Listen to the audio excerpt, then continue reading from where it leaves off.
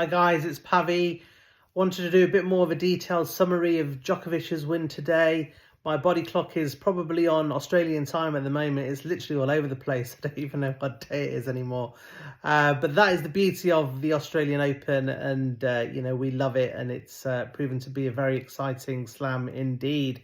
So today, Novak Djokovic was facing Thomas Machac, the same player that beat Djokovic last year.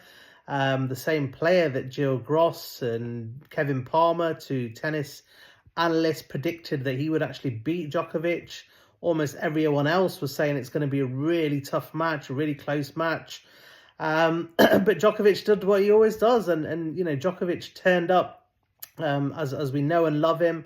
He was from the very early on in the match. You could tell that Djokovic was on it.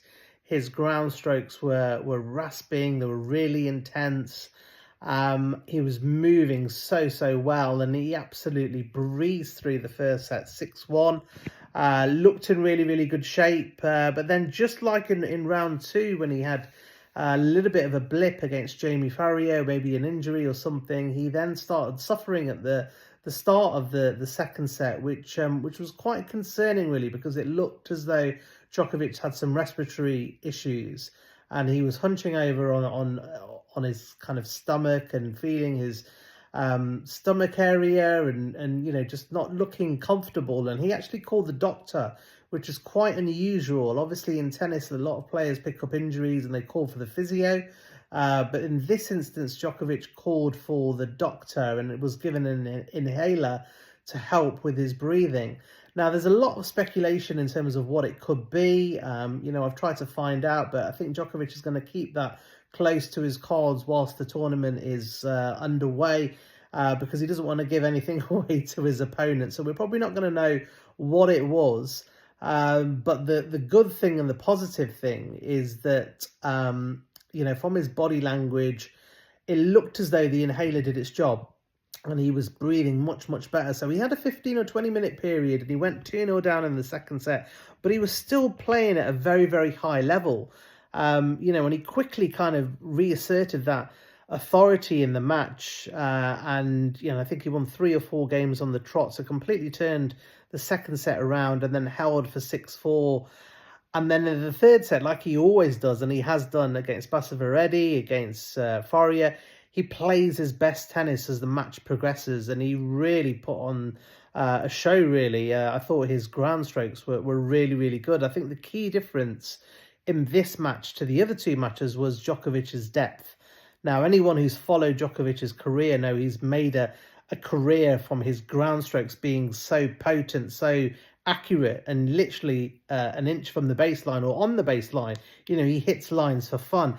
He started doing that today, and that's a really good side. He was pinging Machac from left to right, and really, if you look at the kind of running speed, it was Djokovic was holding the centre of the court, and he was just pinging Machac from one side to another, and before you knew it, Machac was on a 20-25 rally, and then he went for the winner, and he thought, well, I can't keep doing this, but he did it on the wrong ball. Whereas in the first two matches, Djokovic's ball was maybe 2-3 inches off the baseline, which gives the opponent a chance to attack. When the ball is on the baseline, or 1 inch away from the baseline, you can't really attack then. You've got to continue rallying. And then he was making errors when he was trying to then hit a 1 in a 10 shot and go for a Hollywood type shot to finish the point. And more often than not, he would miss. He did hit a few lines, but more often than not, you're gonna miss the high percentage shots that are gonna be there to be made. So Djokovic was, he looked as though he was really driven. He had to deal with a lot of hecklers, and we know Djokovic is someone that he's poked the bear, isn't he? If you get on his nerves, it just motivates him to do better, and that kept his focus. I thought Andy Murray was really good. I think he was calming when he needed Djokovic to be calm and in control. But there's times where Murray just says, "Come on, let's go." Gives him a fist pump to say, "Look, you need to get pumped here." And that is the key to Djokovic's game. It has been in the years. It's his intensity, and his intensity was really good today. And it just shut up a lot of those haters. Some of you've got some haters who just hate Djokovic and they're not his fan, and everything that he does they criticize, and when he does well, they can't handle it, and when he struggles, they revel in it and say, well, he's finished, he's going to retire. They're one category. The other category is your Djokovic fans who can't take Djokovic not winning and not winning well. Now, in the first two matches, a lot of these Djokovic fans came out and said, oh, he's like Nadal. And Nadal last year, he probably won one or two matches against kind of lower ranked players. But then as soon as he played anyone in the top 50, he would lose and lose comfortably.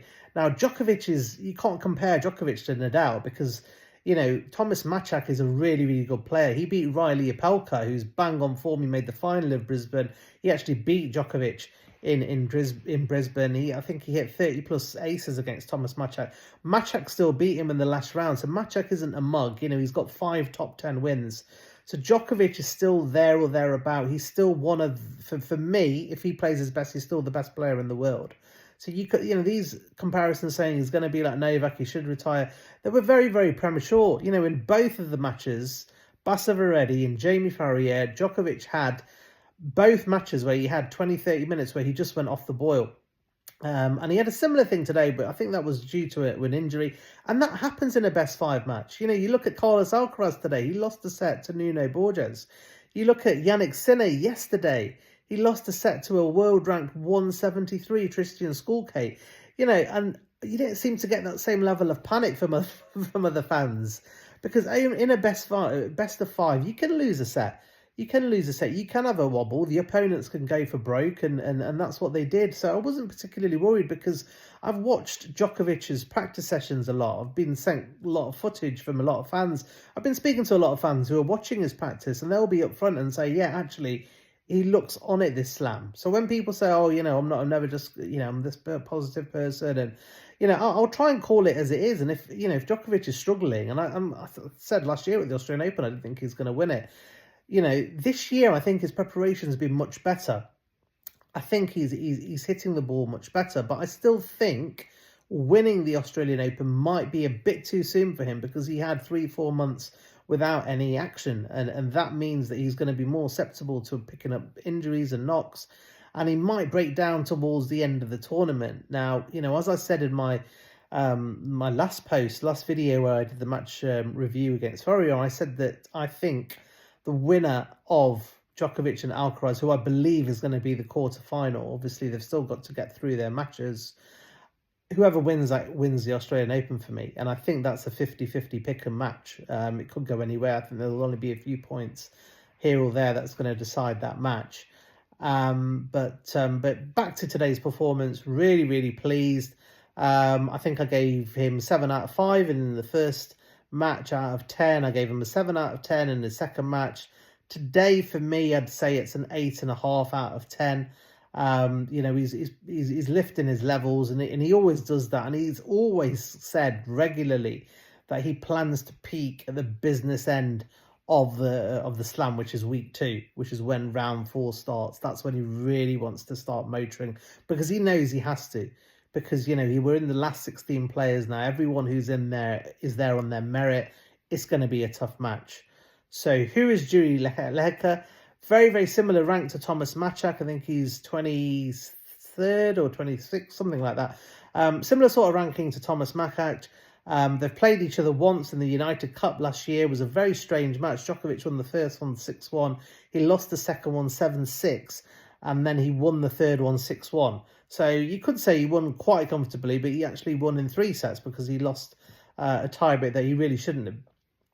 But he did. So he's got the upper hand over him. So the benefit there is he's played him before, and it's not been too long, and he's done well against him. Jiri Lehecka so far has cruised through to the 4th round, but he had a opponent retire in the 2nd round. He played a qualifier in the 1st round, and he played Benjamin Bonzi in the 3rd. So he's not played anyone in the top 50 at the moment. So, he's not going to have someone of Djokovic's level or caliber. He's not faced them yet. So, I expect Djokovic to go on and hopefully win that match. Maybe not as convincingly as he won today, But I think, maybe 3 tight sets, or maybe even 4 sets. But if Djokovic can keep to his level, and the most important thing as well is this illness. Is this a pre-existing condition that he's aware of? Was this just something that was like acid reflux, or a bit of nausea that just came out of nowhere? Or was it something that he's aware of and he's managing? You look back to what he's managed at the Australian Open before when he's won it. He had an abdominal strain in 2021, and he still went on to win it. He had a hamstring strain in 2023, and he still went on to win it. So we know that Djokovic does have the best medical team, I think, that any other tennis player has, that know him, and he trusts them, and they know that they can get the best out of him. So they will be patching him up and doing whatever they can. Respiratory issues is a serious issue, so I'm hoping it was just a one-off, and it's not going to reoccur again. If he stays fit, if he stays healthy, then Lecker shouldn't be a problem for him, and then it's all really bubbling up for the big one against Alcaraz. It's a travesty, really, that they're meeting so early. For me, they're the two, I know in rankings they're not anymore, but for me, in terms of where the active players are, they've got the most slams from the active players that are in the top 10. And I think for me, they're the two best players. When they play their best, so Sinner plays his best, Djokovic plays his best, I think that their best is better than the top 2 ranked players, which is Sinner and Zverev. So I still think that they're the two kind of players, for me, that are up there in terms of the best players at the moment. So, they're scheduled to meet in the quarterfinal. It's a tragedy, really. It should really be a final if they do go on and meet. But there we are. But very, very positive. Again, we're not going to get carried away, and just as we don't get carried away when he has a rough set, we're not going to get too carried away when he plays well. But what we do know is he's put down a statement. He is ready for this Australian Open. I think Andy Murray is doing a great job. I think, tactically today, Djokovic was absolutely bang on. And Thomas Machac played Andy Murray twice last year. So this is the benefit of having a coach that has just recently come off tour. He knows most of the players. He knows their strengths. He knows their weaknesses. He would have been in Djokovic's ear. And between them, they would have devised a plan. And Thomas Machac, his tactics were completely off today. He completely got it wrong. And that's a lot to do with how well Djokovic and Murray, got their kind of tactics right. So enjoy today. Brilliant news for Djokovic. It just shows that he's still got that level. People saying he hasn't. Today proved he has. Let's hope he stays healthy and fit. And let's just keep going. Let's keep going, see what happens. But yeah, absolutely delighted with today. The next match is going to be Jiri Lehecka. That's going to be tomorrow, which is a Sunday. We don't know the order of play yet, so we don't know whether we get a day match or a night match. It's probably going to be a night match. But Djokovic has experienced night and day matches in this Australian Open, so he's not going to be too phased about what he ends up doing. But yeah, let's keep going. Let's keep building momentum. So far, it's so good. And yeah, let's keep moving onwards. Okay, peace out. I'll catch you guys with another video soon. Make sure you subscribe if you haven't done. PaviG at YouTube and PaviG at Twitter. See you later. Bye.